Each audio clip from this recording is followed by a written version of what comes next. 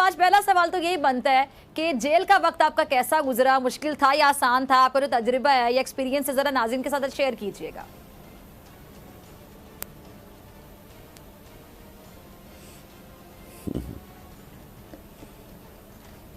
ससुराल इस दफ़ा कोई अच्छा कोई आहो भगत नहीं हुई ससुराल में। 16 दिन जो है वैसे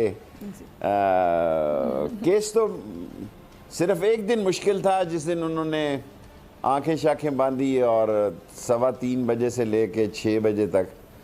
उसके बाद जेल नॉर्मल थी। सिर्फ एक दिन वो ले गए थाना इंडस्ट्रियल एरिया से और किस जगह लेके गए मुझे नहीं पता, कौन लोग थे ये भी नहीं पता। कोई बदअखलाकी नहीं की, कोई बदजुबानी नहीं की, लेकिन जो कुछ उन्होंने सवाल पूछे उनसे मेरा तल्लक नहीं था। फ़ोन उनके पास थे मेरे, उन्होंने पासवर्ड मांगा, मैंने दे दिया जी। बाकी ठीक जेल में मैं चक्की में था। मैं चक्की में खुश रहता हूँ, मुझे बी क्लास पसंद ही नहीं है, तन्हाई मुझे पसंद है, सिगार पीना। और चक्की में 16 दिन में सोया रहा। और जी। जब ससुराल वालों ने देखा मैंने कहा कोई लिफ्ट नहीं है तो मैंने कहा चलते हैं, जमानत कराई। और तो शेख साहब आपने फिर सिगार वहाँ पे पिया फिर जेल में आपने सिगार? हाँ जी, हर सुबह से शाम तक सिगार। तो उनको बड़ी तकलीफ थी इसलिए मैंने ज़्यादा पिए। अच्छा शेख साहब, आप जेल को ससुराल कहते हैं और खान साहब भी जेल भरो तहरीक चला चुके हैं, तो खान साहब खुद गिरफ्तारी देने के हक में क्यों नहीं है? बहुत से लोग ये सवाल उठाते हैं, क्या खदशात हैं? दरअसल खान साहब की सियासत को ये लोग समझ नहीं पाए। देखिए, उसकी गिरफ्तारी देने वाले काफ़ी हैं और अभी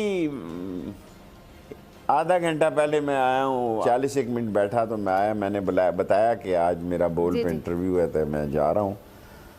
भाई उसकी गिरफ्तारी क्या करनी है आपको? आप उसकी जान लेने के पीछे पड़े हैं। 74 मुकदमे उस पर बनाए हैं आपने।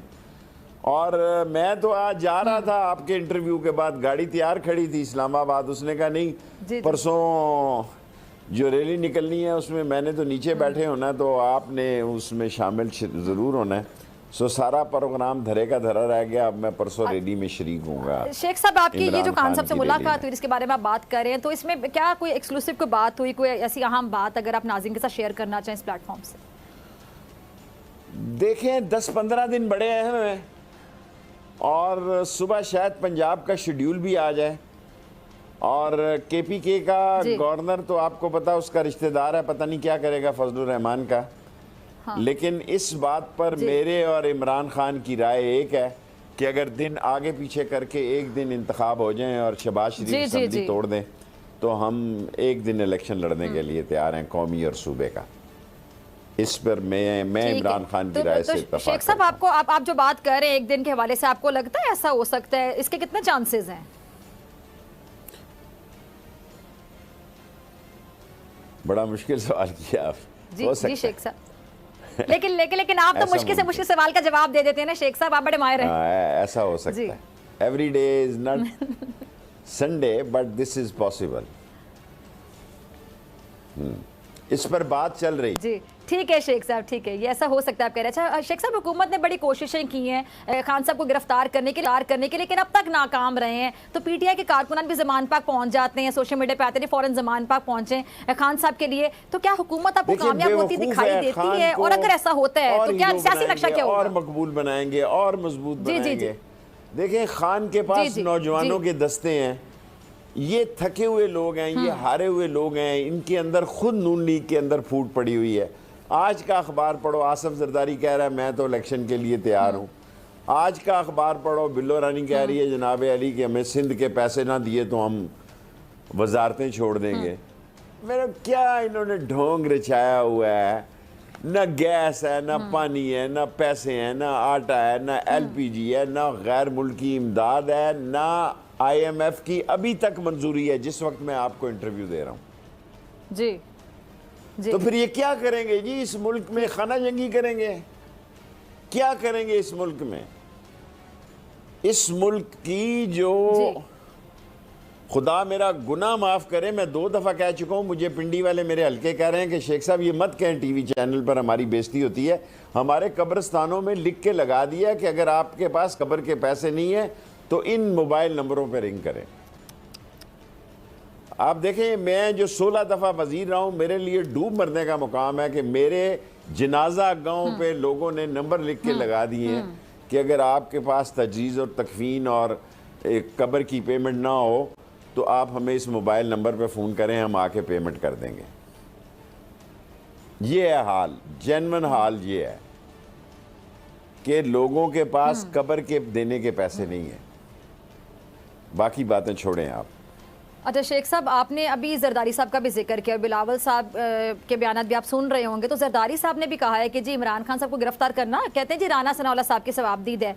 तो आपको लगता है कि जरदारी साहब स्मार्टली हाथ कर रहे हैं नून लीग के साथ, बल्कि अगर मैं कहूँगी पूरी पीडीएम के साथ? मेरा ईमान है कि उसने हाथ कर दिया। मैं इंटरव्यू नहीं दे रहा, ईमान की हद तक सोचता हूं कि नून लीग का सत्यानाश कर दिया, तबाह और बर्बाद कर दिया। मैं नून लीग की इस हालत का तसव्वुर नहीं कर सकता कि खुद नून लीग वाले कह रहे हैं हमें कि शेख साहब कोई हमारे लिए रास्ता निकल सकता है। मैंने कहा यार कितना रास्ता निकलेगा, और मैंने अभी इमरान खान साहब को कहा है, मैं बोल में आपके साथ शेयर करता हूं कि खुदा के लिए टिकटें ना अनाउंस करना। जी जी। उसने कहा क्या कह रहे हो तुम शेख रशीद? मैंने कहा जी आपने टिकटें अनाउंस की तो पीटीआई के कैंडिडेट का पीटीआई के कैंडिडेटों से मुकाबला हो जाएगा। तो उन्होंने कहा ये लाहौर, और मैंने कहा जी ये सब कुछ लाहौर। उन्होंने कहा मैं कल आपसे इत्तफाक करता हूँ। मैंने कहा शेड्यूल आए, अगर ये इकट्ठी होती हैं तो इकट्ठी अनाउंस करें, अलहदा होती हैं तो अलहदा अनाउंस करें। बिफोर टाइम टिकट्स अनाउंस की तो हलकों में मसले पैदा। मेरे लिए नहीं जी, मैं तो एक सीट की सियासत करता हूं, मैं तो सूबे की सियासत नहीं करता। मेरा तो सूबों से, अभी मैंने प्रेस कॉन्फ्रेंस की जमान पार्क के बाहर, वो मोस्टली लोग सूबों, मैं सूबे की सियासत नहीं करता, आप मुझसे सूबे का सवाल क्यों करते हैं?